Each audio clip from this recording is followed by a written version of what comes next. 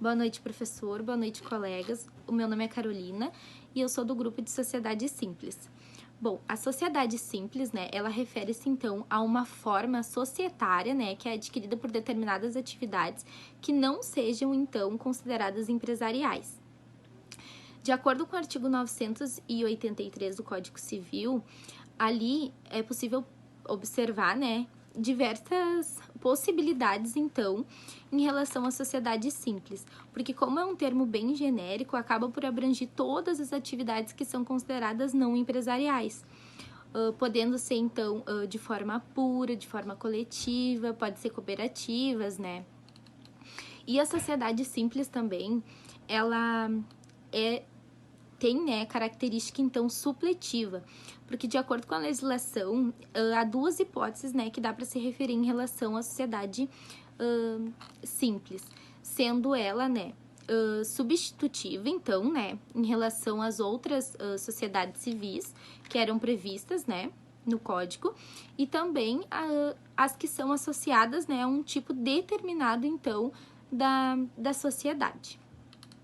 Bom, a sociedade simples, ela surgiu no Código, de 2002, onde excluiu as antigas sociedades civis e impetrou, então, essa sociedade simples. A aplicabilidade da sociedade simples, ela tá simples, sendo ela, substitutiva, então, em relação às outras sociedades civis que eram previstas, no Código, e também as que são associadas, a um tipo determinado, então, da sociedade. Bom, a sociedade simples, ela surgiu no Código, de 2002, onde excluiu as antigas sociedades civis e impetrou, então, essa sociedade simples. A aplicabilidade da sociedade simples, ela está disposta, então, no artigo 997 do Código Civil, tá? E ali dispõe também de todas as possibilidades, de todos os requisitos em relação ao contrato e tudo mais. Em relação ao contrato, é possível observar que é disponibilizado o prazo de 30 dias, na verdade, para que seja, então, realizado, esse contrato, e que, se cumprido esse prazo de 30 dias, os efeitos eles vão começarem a valer de acordo com a data em que foi realizado o contrato. Caso não seja estipulado esse prazo, aí ele vai começar a contar a partir da data da assinatura. Esse contrato ele tem que ser registrado, então, no cartório, de registro civil de pessoas jurídicas, e os efeitos deles, então, que é a diferença entre cumprir o prazo ou não. Boa noite, colegas. O meu nome é Natália Souza e o nosso trabalho é referente à sociedade simples. Então, eu vou resumir um pouquinho sobre a formalização e a extinção desse contrato. Quanto à formalização, ele deve ser feito um registro no cartório civil de pessoas jurídicas e ele tem um prazo de 30 dias para isso acontecer, a contar do dia que foi constituído o contrato, do dia que foi feito. Esse registro, ele torna formal a celebração desse contrato, dessa sociedade simples, e ainda confere a personalidade jurídica. O que precisa conter nesse contrato? Tem uma série de itens que eu vou citar para vocês. Nomes, informações pessoais, firma, objeto, sede, prazo da sociedade, a cota de cada sócio, as obrigações de cada sócio, capital da sociedade, a participação de cada sócio nas perdas e lucros, entre outros itens.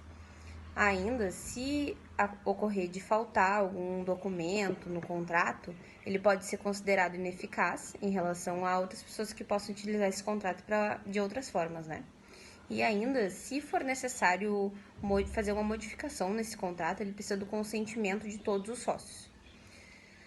Então, quanto à extinção, o processo de dissolução da sociedade, sendo ela simples ou parcial, ela pode ser dada diante de algumas circunstâncias que estão ali no artigo 1033 do Código Civil. Essas circunstâncias são o término do prazo de duração, o consenso unânime de todos os sócios, a deliberação dos sócios por maioria absoluta na sociedade de prazo indeterminado, a falta de pluralidade dos sócios e a extinção, na forma da lei, de autorização para funcionar, né? Então, existem 3 formas de resolução de sociedade com relação ao sócio, onde a sociedade entra em processo de liquidação visando a extinção, mas que em um ou algum dos vínculos contratuais são extintos. Então, conforme eu mencionei anteriormente, essas 3 hipóteses de resolução com a morte do sócio, o recesso societário e a exclusão judicial do sócio. E ainda, por fim, após cumprido todos os itens, né, todas as medidas para extinção, a resolução do contrato, o sócio, então, ele pode solicitar a liquidação judicial. Boa noite, me chamo Natália e eu vou falar sobre os tipos de sócios na sociedade simples. O Código Civil, ele não prevê aí uma classificação de sócios, né? A única coisa que ele estipula ali são os requisitos para as informações que devem conter ali no contrato social no momento da averbação desse contrato, né?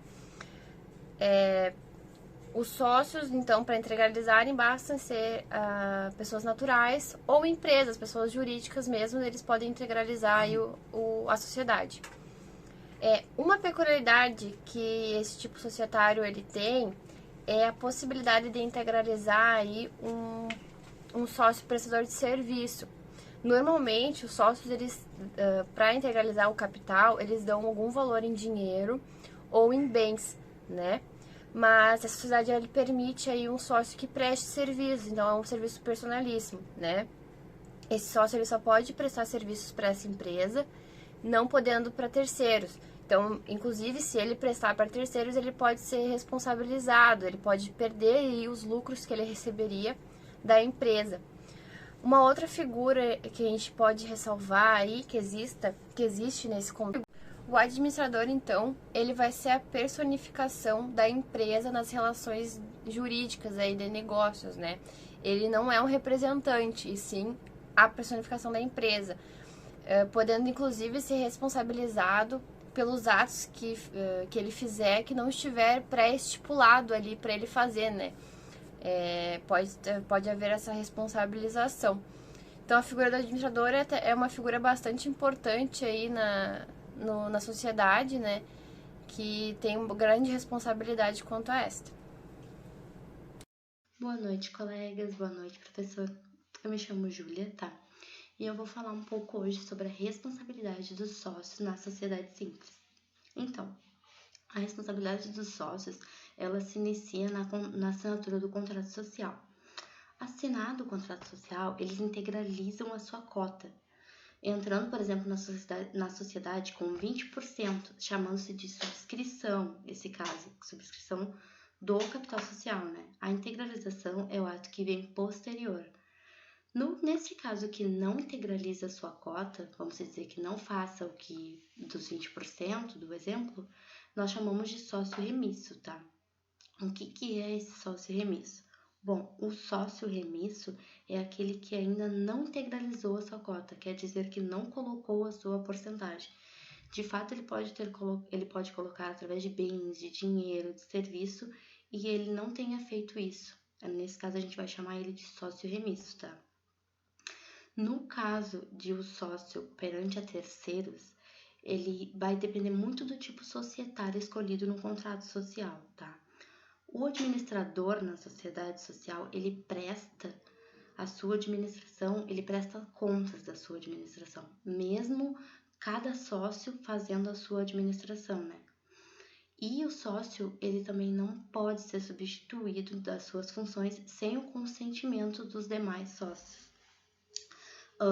Os sócios na sociedade limitada, eles têm responsabilidade ilimitada perante as obrigações da sociedade, tá? No caso da sociedade não conseguir arcar com as suas dívidas, os sócios se responsabilizam por esse saldo devedor.